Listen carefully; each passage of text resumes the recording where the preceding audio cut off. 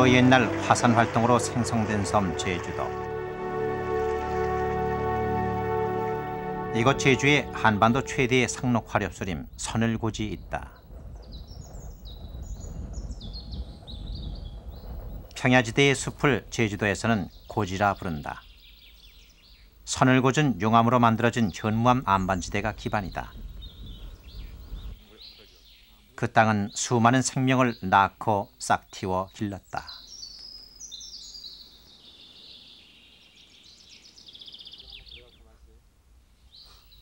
앞서 온 생명들은 또 다른 생명을 불러내었고 점차 거대한 상록 화렵수림을 이루었다.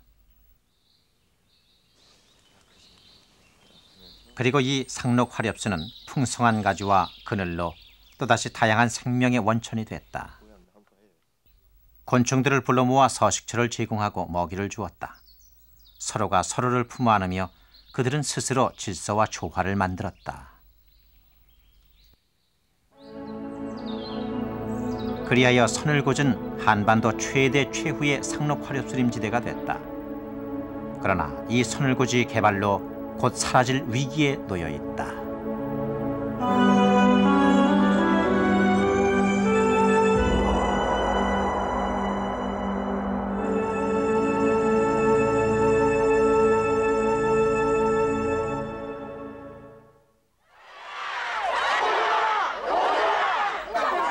지난 97년 5월 선을고 주변 서김영리 주민들이 국제주군 군의회를 점거했다. 묘산봉 관광지구로 지정된 선을고지 매각되는 것을 저지하기 위한 시위였다. 시위에 참여한 7명의 주민이 형사 입건됐지만 개발의 문은 열렸다.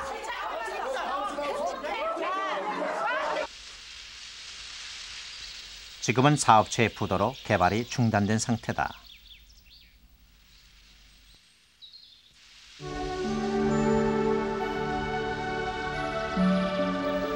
여전히 개발의 소용돌이 속에 놓여있는 선을곳.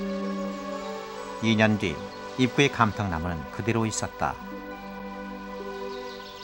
상록 화렵수의 대표종으로 수령이 100년이나 된 감탕나무. 감탕나무는 선을고지의 상징이다. 다른 지역이라면 천연기념물로 지정됐을 감탕나무는 수많은 생명들과 사람들에게 서식처와 휴식을 주었다. 그러나 이 감탕나무도 위기에 처해 있다.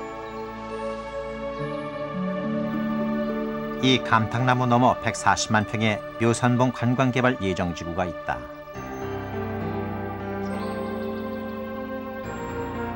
이 지역은 숲 안쪽으로 상록 화렵수, 초지, 습지, 혼재림으로 구성되어 있는 선을고은 이 땅 최후의 상록 화렵수림지대다.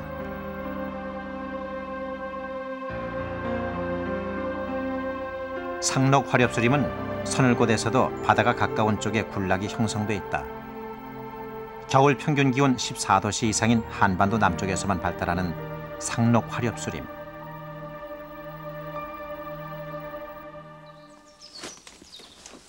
숲속으로 들어가자 상록 화렵수림이 그 모습을 드러냈다.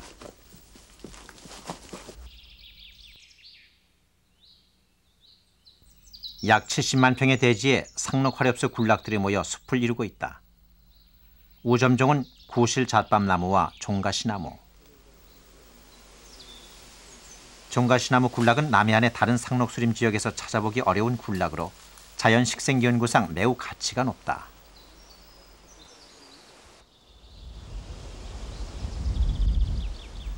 종가시나무는 2년에 한 번 도토리의 일종인 열매를 맺는다. 열매는 식용으로 쓰인다.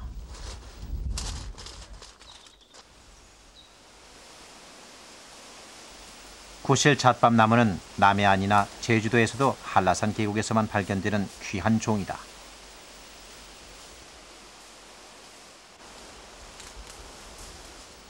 숲속에서는 강한 놈은 살아남고 약한 놈은 도태된다. 경쟁하고 희생하며 왕성한 생명력을 자랑하는 상록 화렵수림. 선을고은 상록 화렵수림의 보고다.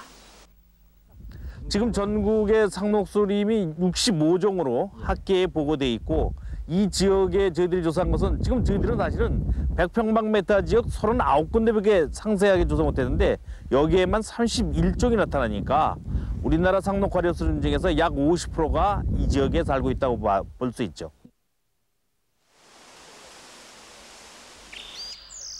상록화렵수림의 대표적인 텃새는 직박구리다.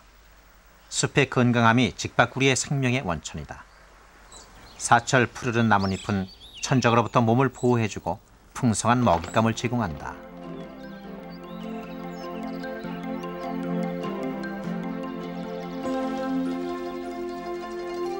상록수 잎이 한창 무성해지는 5월로 접어들면 직박구리는 은밀하고도 조심스런 작업에 들어간다. 생명 탄생의 신성한 작업을 시작하는 것이다.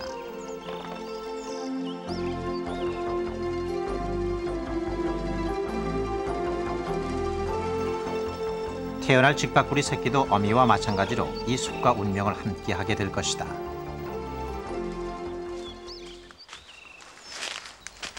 상록화렵수림 바닥은 그늘이 지고 낙엽층이 두텁다. 희귀성 양추류인 늑고사리삼도 이곳에서 발견된다. 일반 고사리와 달리 잎사귀 중앙에 포자가 달려있다.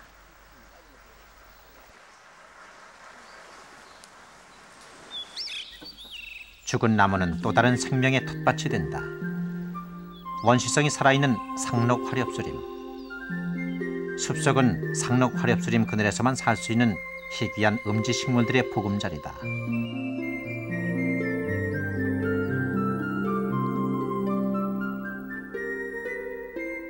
제주도 지정식물인 새우난. 관상용으로 인기가 높아 제주도에서도 찾아보기 힘들 정도로 멸종위기 식물이다.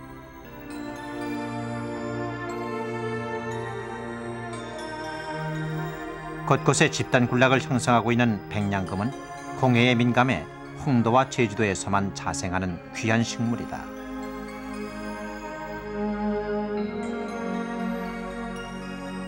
(4월에) 꽃을 피우는 백서향 역시 상록화렵수림 그늘 아래서만 서식한다. 그 향기가 천리까지 퍼질 정도로 진해서 천리향이라 불린다.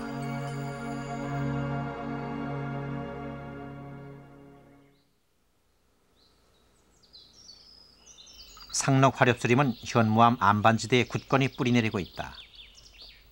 이토록 원시성을 고스란히 간직하고 상록화렵수 군락이 어떻게 안반지대에 뿌리내릴 수 있었을까? 그 비밀을 풀 수 있는 단서는 바로 현무암에 숨겨져 있다.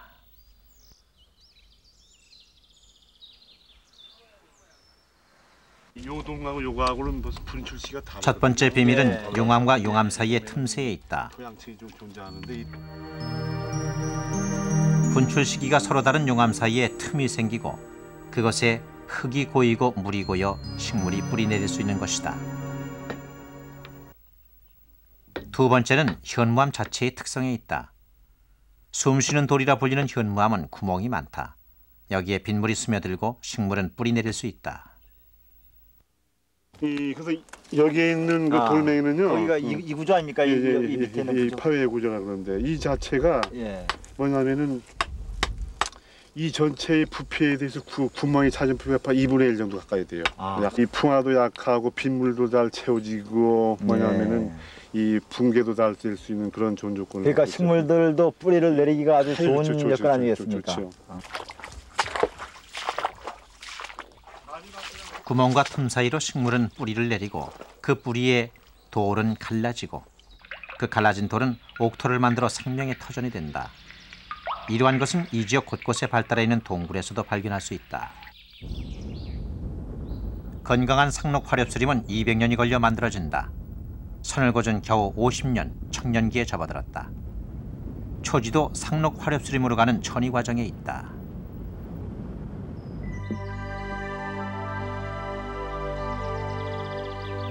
상록화렵수림으로 가는 천이 과정에 있는 초지에는 다양한 식물들이 살아간다. 4월의 초지는 꽃으로 뒤덮인다.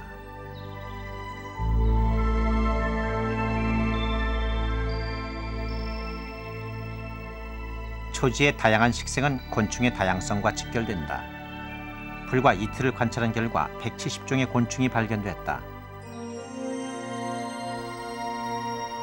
말벌과에 속하는 두점박이 쌍살벌의 먹이 활동.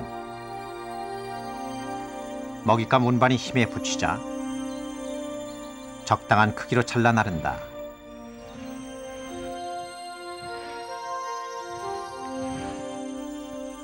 그리고 잘게 씹어서 애벌레를 먹여 키운다.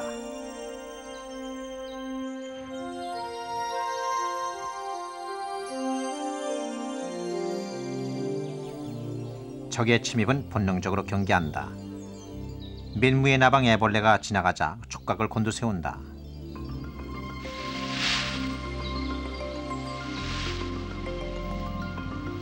초지의 대표적인 가시식물 부지뽕나무는 민무의 나방 애벌레가 좋아하는 식초다.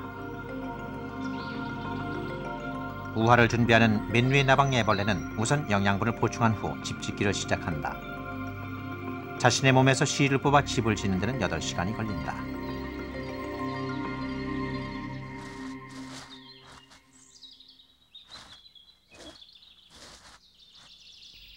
서늘고 초지에서 가장 많이 보이는 파충류는 줄장지뱀이다. 초지에 곤충들이 많아 먹이가 풍부하다는 뜻이다.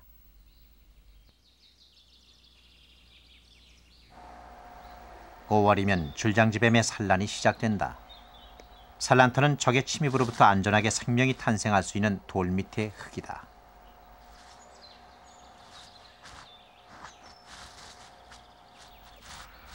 산란터를 정한 줄장지뱀이 흙을 파기 시작했다.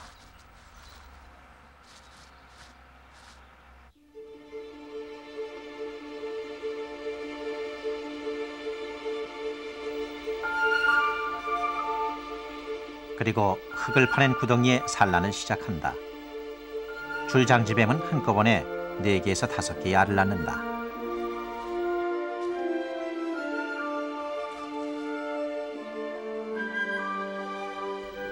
산란의 모든 에너지를 써버린 줄장지뱀은 10분 동안 움직이지를 못한다.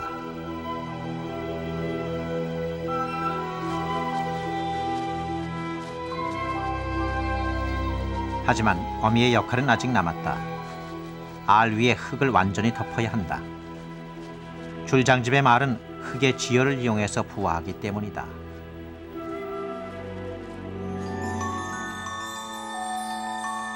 흙 속에서 지혈을 받으면 알은 초기에 0.5cm에서 3배 이상 커진다. 그 안에서 스스로 성장한 새끼는 60일이 지나면 껍질을 뚫고 스스로 부화한다.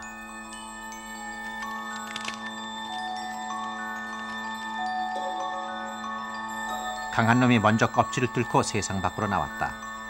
이제부터 스스로 먹이를 구해야 한다.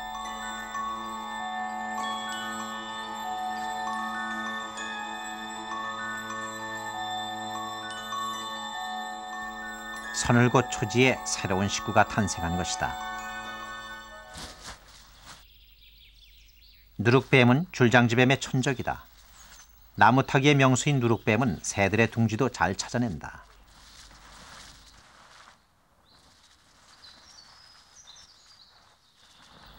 (80년대에) 한라산 깊은 숲속에서 겨우 2번 발견됐던 비바리뱀.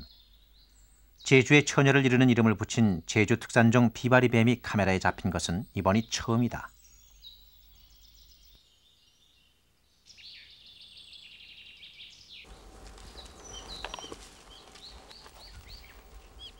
초지는 열매와 산나물 등 사람에게도 혜택을 준다. 약용과 식용으로 쓰이는 산동이 이 주변에는 흔하다.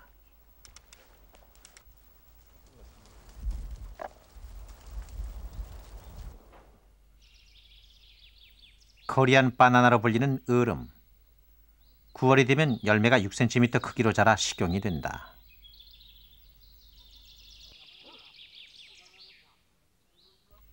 초지는 소와 말에게도 먹이를 제공한다. 소와 말은 배설물로 또 다른 생존 조건을 제공한다. 그 배설물은 버섯과 풍뎅이 등의 좋은 생존 터전이 된다.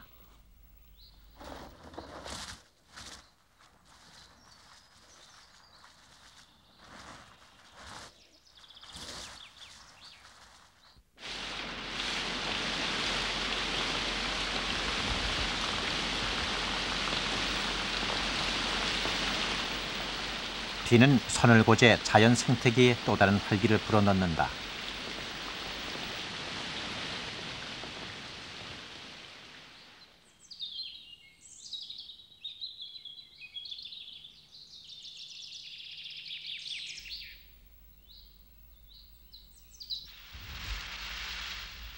비가 내리면 숲속에 습지가 생기고 습지에는 희귀성 수초들이 군락을 형성한다.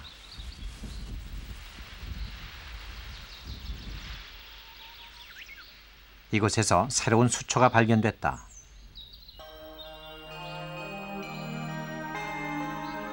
물부추였다. 지구 생성 초기에 출현해서 살아있는 화석식물로 불리는 물부추. 물부추는 얕은 습지에서 자라는 멸종위기의 환경부 보호종이다.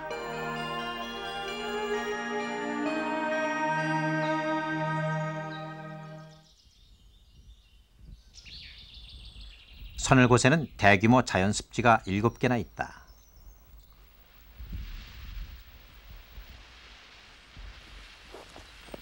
그 중에 한 곳을 찾아가 보기로 했다.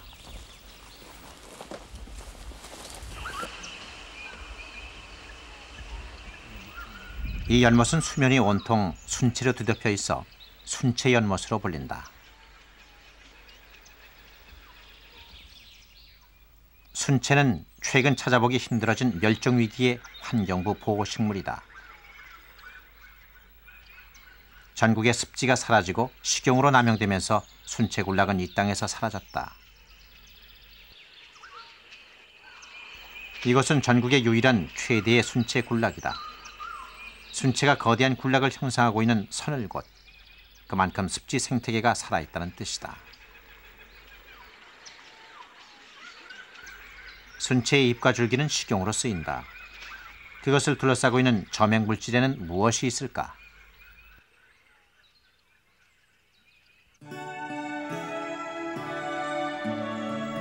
제주대학 생태연구실에서 순채를 감싸고 있는 점액질을 추출한 후 70배를 확대해 관찰해봤다.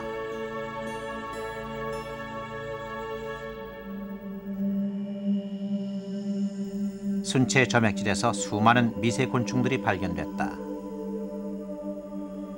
체내 광합성을 하는 유글레나부터 절지동물에 속하는 요강류, 그리고 지금까지 밝혀지지 않은 미기록종에 속하는 미세 곤충 등 순채는 다양한 생명체들이 살아가는 또 하나의 우주였다.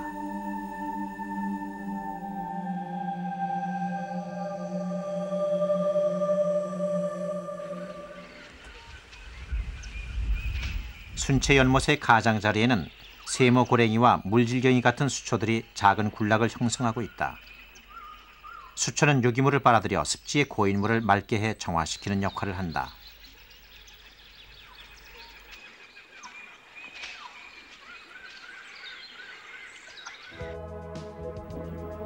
순채 연못의 수중 세계는 어떤 일들이 벌어지고 있을까?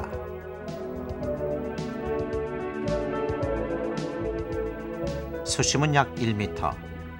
연못 안에는 방목된 소와 말의 배설물이 만든 영양분을 섭취하고 살아가는 다양한 수소곤충이 있다.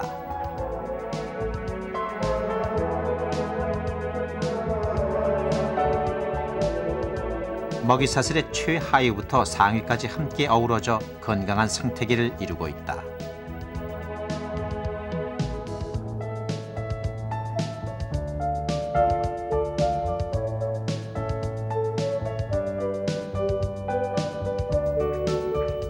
물자라는 수컷 등의 알을 쥐고 다니며 새끼를 키운다. 새끼에게 건강한 산소를 공급하기 위해 수컷은 끊임없이 몸을 움직인다.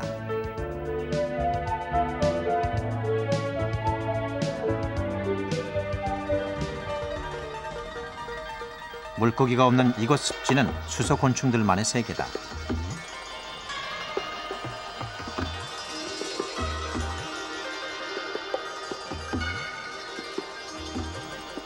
먹고 먹히는 먹이사슬 구조는 습지 생태계의 건강함을 가름하는 척도다.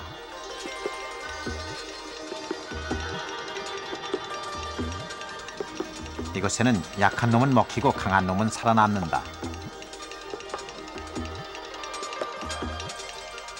먹이사슬 최하위에 속하는 물벌레는 잠자리 유충에 잡아먹히고 잠자리 유충도 물자라에게 먹힌다. 물자라는 절대로 먹이를 놓치는 법이 없다. 잠자리 유충의 체액을 빨아먹는다.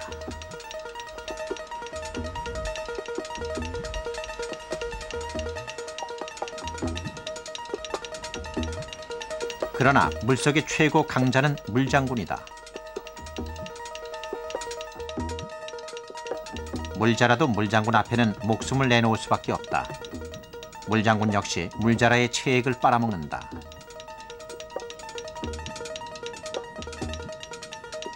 서울근교나 이 도시근교에서는 물장군을 전혀 이제 볼 수 없게 돼 있고, 어쩌다가 이제 농촌이나 이런 데서 이제 발견되는 걸로 이렇게 돼 있는데, 여기서는 그 물장군이 흔히 나타나는 걸로 볼 수가 있고, 또 이번에도 우리가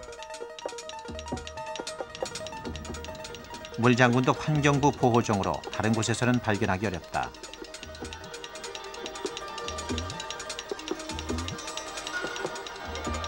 식사를 마치면 물장군은 방귀를 뀌는 여유까지 보인다.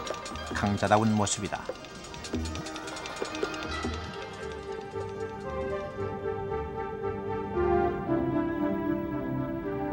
예상치 못한 일이 벌어졌다. 드렁허리가 발견된 것이다. 맑은 논물에만 사는 어류인 드렁허리. 어떻게 이곳으로 들어왔을까? 이 고기의 출현으로 연못의 생태는 어떻게 바뀔 것인가? 안내한 전문가들도 명쾌한 해답을 내리지 못했다.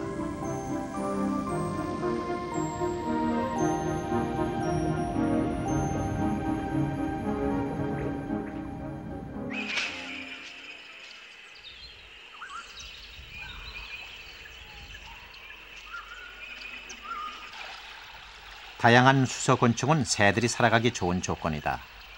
쇠백로가 사냥을 나왔다. 쇠백로의 먹이 사냥은 특이하다. 발로 물밑을 흔들면 곤충들이 수면으로 떠오른다. 그리고 먹잇감이 떠오르면 재빨리 부리로 낚아챈다.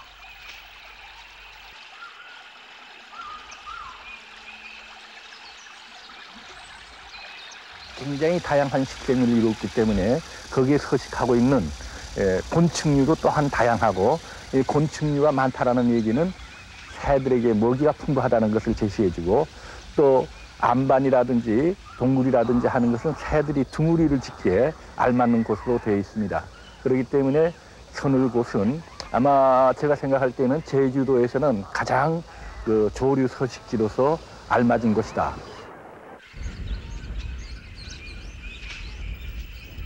상록 화렵수림을 터전으로 사는 이 서늘곶의 직박구리도 연못에 목욕을 하러 나왔다.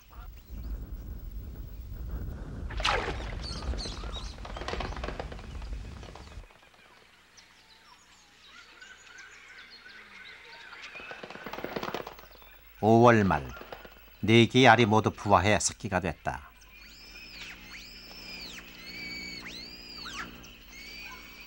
새끼가 부화되면 부모들은 바빠진다. 열심히 먹이를 나르고 적의 침입으로부터 새끼를 보호해야 한다.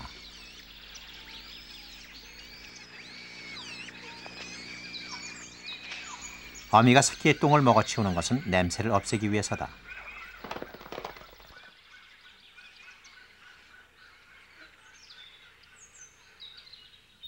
뱀들이 한창 활동하는 시기에는 한시도 경계를 늦출 수가 없다.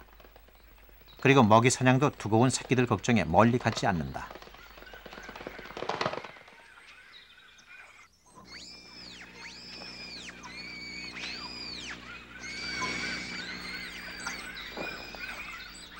직박구리 새끼의 먹이는 곤충의 애벌레.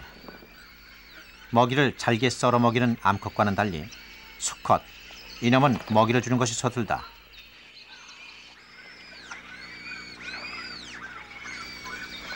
워낙 민감한 탓에 먹이를 주면서도 경계를 늦추지 않는다.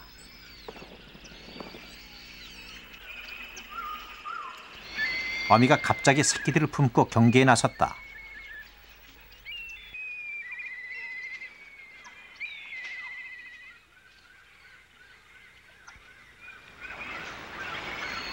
솔개였다. 천연기념물 제323호로 우리 곁에서 사라진 솔개. 솔개가 나타나자 숲속 곳곳에 비상이 걸렸다.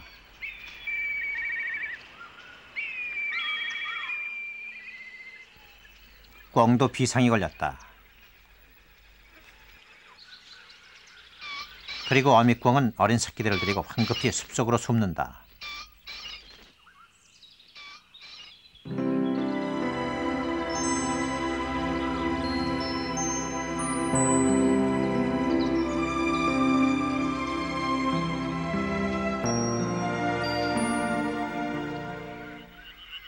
밤에도 숲은 잠들지 않는다. 어둠이 내리고 밤이슬이 내리면 어둠을 좋아하는 야행성 생명들이 서서히 움직이기 시작한다. 밤에만 활동하는 맹꽁이도 먹이 사냥에 나섰다. 환경오염에 민감해 맹꽁이도 최근 들어 찾아볼 수가 없는 멸종위기의 보호종이다. 이제 인간의 간섭이 없는 비무장지대에서나 발견되는 맹꽁이가 이곳 선을고제 집단으로 서식한다.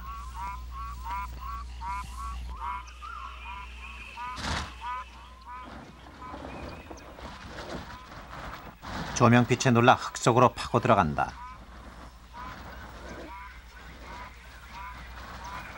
맹꽁이는 산란초를 제외하고는 땅속에서 사는 습성이 있다.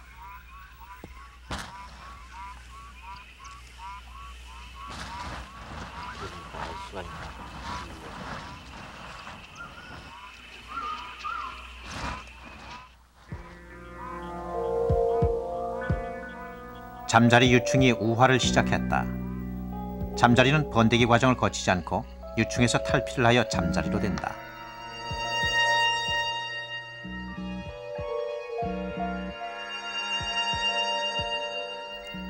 생명 탄생은 고통스럽게 진행된다. 차례로 껍질을 빠져나오기 위해서는 그동안 저장해둔 모든 에너지를 쏟아부어야 한다.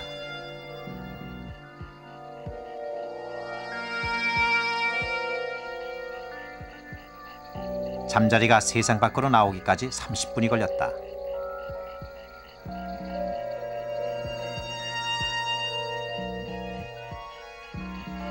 그러나 아침 햇살에 날개를 말리기까지 이렇게 기다려야 한다.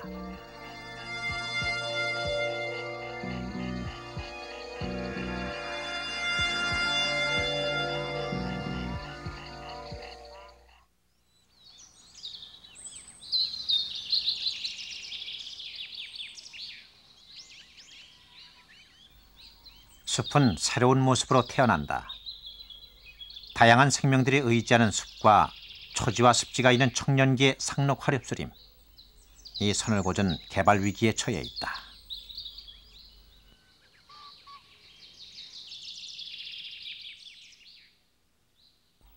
제주도 개발 특별법에 따르면 6등급 이하의 열악한 식생 지역만 개발이 허용된다.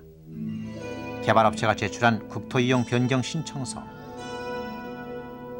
선을고제 전 지역이 6등급 이하로 나와 있다. 6등급 이하는 개발 가능한 등급이다. 이것을 근거로 건교부는 선을고제 용도 변경을 승인했다.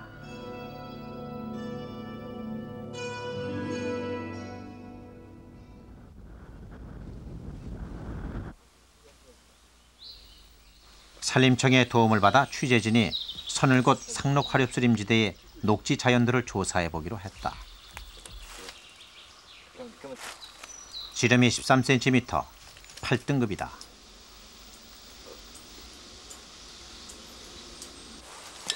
보다 정확성을 기하기 위해 나이테를 추출해 상록 화렵수림의 수령을 알아보기로 했다.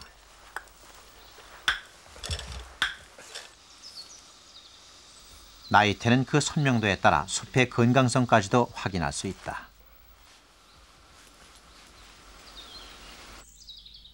나이테를 추출해 수령을 조사한 결과 이 상록 화렵수는 23년산 자연림. 이 군락의 다른 나무들도 마찬가지였다. 수령을 측정해 본 결과 20년인데 여기까지 자라는 기간 3년을 더하면은 23년생이 됩니다. 따라서 이것은 지금 이 나무는 8등급에 접어든다고 할 수가 있습니다.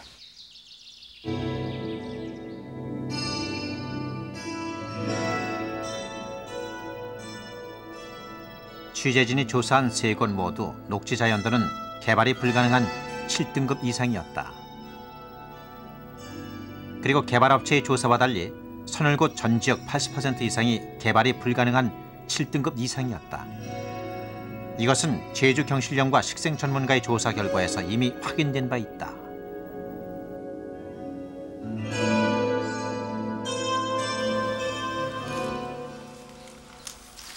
선을곶은 발전 단계에 있는 청년기의 상록 화렵수 숲이다. 불과 50년이지만 숲은 왕성한 자생력을 갖고 있다.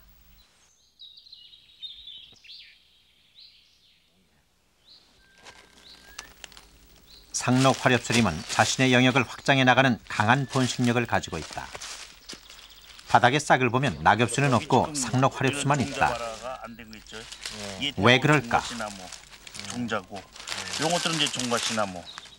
이 나무들이 떨어져서 땅 속에 이런 화학물질을 분비하게 되는데 이 화학물질은 다른 식물들은 발화를 억제를 하고 이 종과시나무나 북가시나무들은 발화를 오히려 촉진시키는 물질을 분비하기 때문에 이와 같이 그 종과시나무나 북가시나무를 어린 상태에서 다른 식물로부터 보호하는 작용을 할 수 있다고 볼 수 있죠.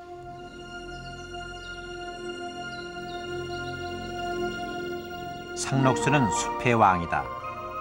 덩굴식물이 상록 화렵수를 이겨보려고 휘감고 올라가 경쟁하지만 끝내는 그 그늘 아래 도태되고 만다.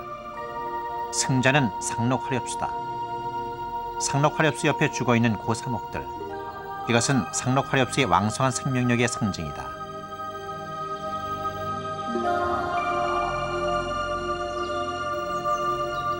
낙엽수와의 경쟁에서도 승자는 상록 화렵수다. 일정한 기간은 치열하게 서로 투쟁한다. 하지만 상록 화렵수의 사철 푸른 잎에 가려 햇빛을 못 받아 결국 낙엽수는 죽고 만다. 경쟁에서 도태한 고사목들은 숲의 새로운 생명의 에너지가 된다. 그리고 그렇게 상록 화렵수림은 발전해 간다.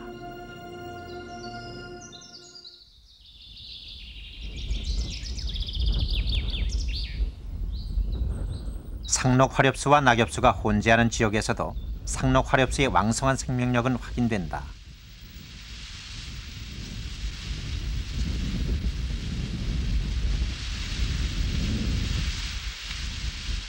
혼재림의 바깥은 청밀의 덩굴 등 덤불 식물이 감싸고 있다.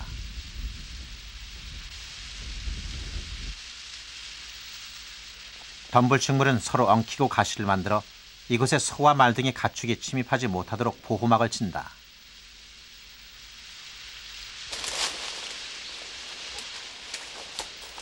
덤불 식물에 난 가시 때문에 사람들이 들어가는 건 역시 힘들다.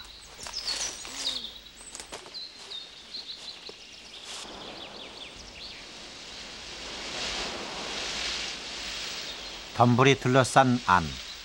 이 안에서는 덤불의 보호를 받으며 나무들이 자란다.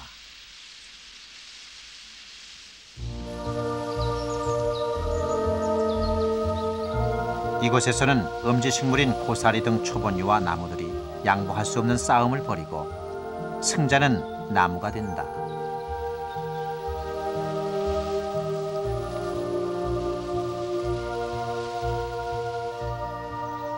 덤불 안에 자라는 상록 화렵수의 어린 싹. 이들이 곧 숲의 주인이 될 것이다.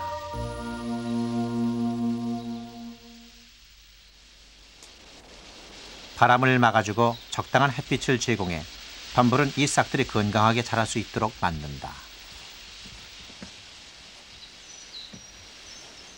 이 지역에는 고사리를 비롯해서 여러 가지 그 초본 그리고 키가 낮은 가시가 많은 관목 그리고 상록 화렵수 즉 종가시나무나 그 구실잡밥나무 같은 그 상록 화렵수림이 동시다발적으로 자라나가지고 생태적 천이 현상이 한꺼번에 진행되고 있습니다.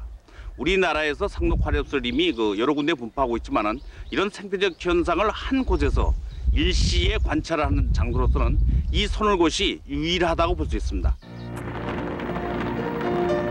50년 전 대규모 화재로 재만 남았던 선울곶.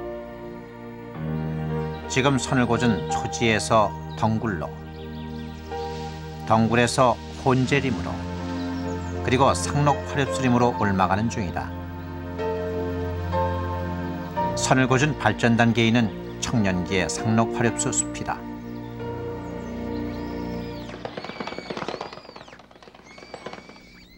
이 선울곶의 상록 화렵수에 사는 직박구리에게 위기가 왔다.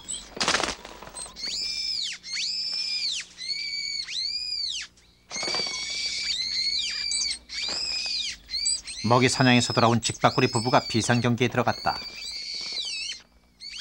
둥지 바로 뒤, 바로 누룩뱀이었다.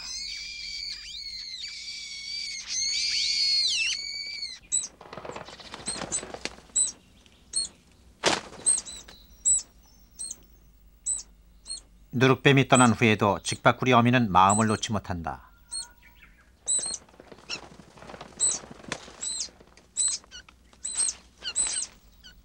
한참 만에 돌아온 어미는 공포와 배고픔에 떨고 있던 남은 새끼들에게 먹이를 주고 안심시킨다.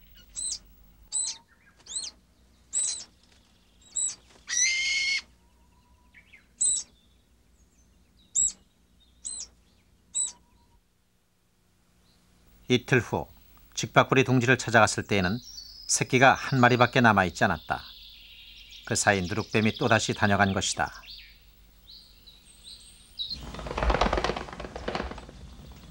자식 잃은 슬픔을 뒤로 한 채 어미는 남은 한 마리에게 모든 정성을 기울인다. 여전히 새끼가 배설한 똥을 먹어치우고 아비는 경계 근무를 하고 있다. 그래도 불안했던 직박구리 부부는 마침내 이주를 결정했다. 아직 날갯짓조차 제대로 못하는 새끼를 둥지 밖으로 비상 탈출시키기로 한 것이다.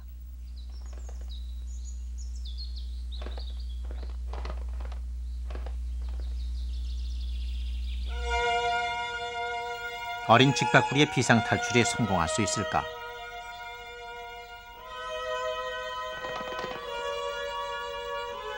다행히 둥지 밖으로 나와 탈출했다. 아직은 불안한 도피 생활을 해야 하는 직박구리 새끼. 그러나 직박구리를 더 두렵게 하는 것은 숲을 파괴하는 인간의 간섭이다.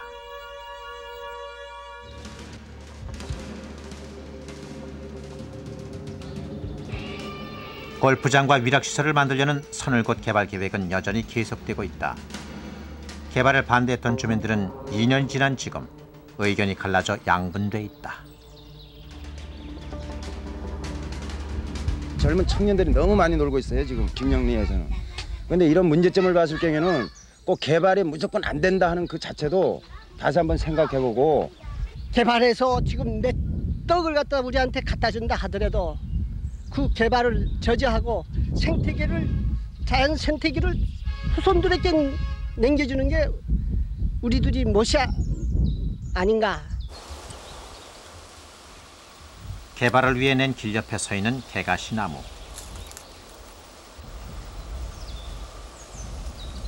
환경부 보호 중인 개가시 나무는 길을 뚫을 때 가지가 부러진 채 아물지 않은 상흔으로 남아있다.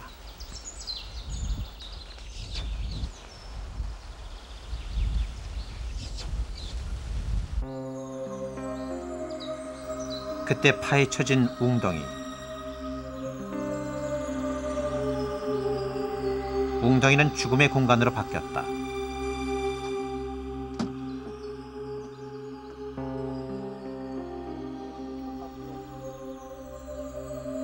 물이 말라 올챙이 떼가 떼죽음 직전이다.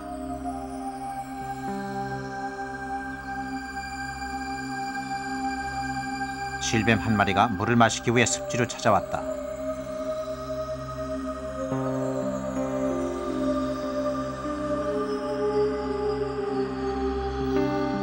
물을 찾아보지만 갈증을 메워줄 물은 어디에도 없다.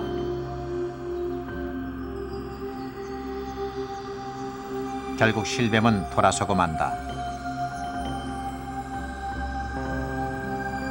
장구애비도 같은 운명이다.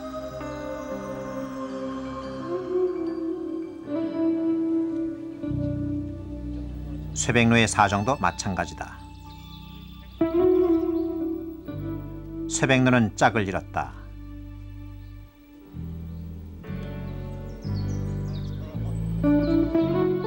오염된 먹이를 먹고 죽은 것으로 보인다.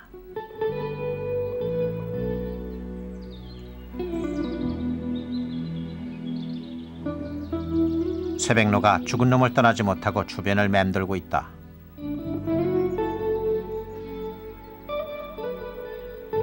이제 서늘곶 개발이 시작되면 더 많은 생명들이 죽고 떠나갈 것이다.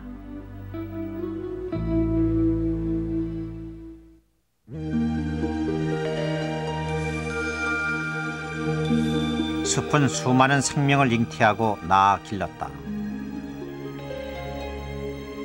새우난과 백서향, 맹꽁이와 물장군.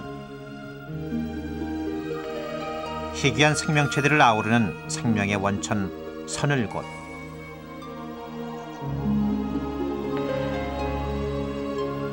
서로가 서로에게 희생하고 경쟁하며 한반도 최대의 상록 화렵수림이 되기까지 50년이 걸렸고 이제 막 청년기로 접어들었다.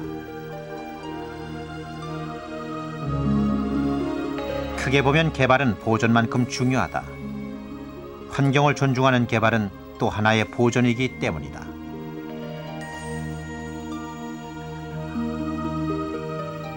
그것은 너무나 어려운 일이므로 개발은 후손들의 몫으로 돌려줘야 한다고 전문가들은 말한다. 그래서 항상 보존은 지금 우리의 몫이다.